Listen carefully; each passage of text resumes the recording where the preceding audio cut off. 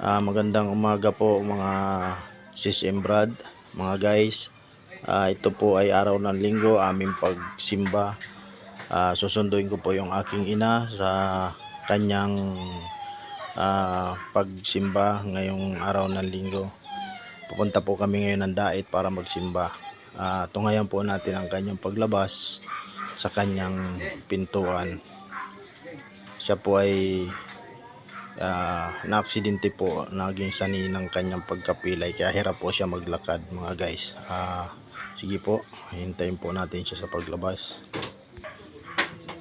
Ito na po siya guys, naglalabas ng aking dakilang ina na papunta po sa labas para makasakay sa aking hauler.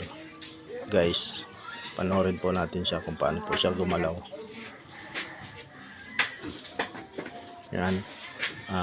Aking mga kapatid, kayo po sana ay maawa naman sa inyong ina na ganito na yung kanyang kalagayan. Kahit po siya ay papilay-pilay, ay kanya pong pinupursige na makapaglingkod sa mahal na Panginoon Diyos. Siya po ay makapagsimba.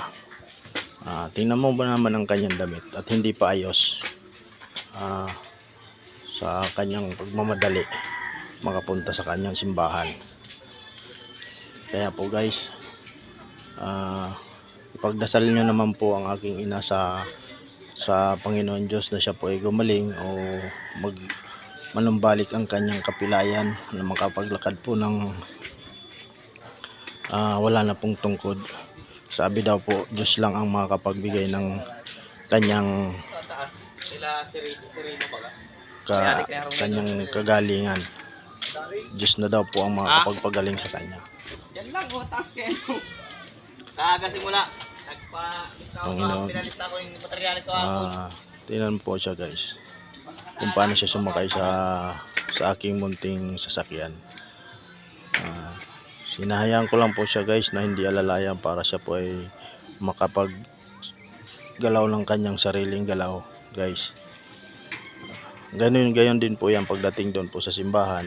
Gayon din po ang gawa niya guys. O kaya ang akin mga kapatid, tingnan ninyo ang inyong mga magulang kung dapat ba kayong tumulong sa kanya o hindi. Kaya kayo na po ang bahala mga aking kapatid. Tulungan po natin ang ating ina sa kanyang kalagayan. Yun po, maraming salamat po sa nanonood guys. I-follow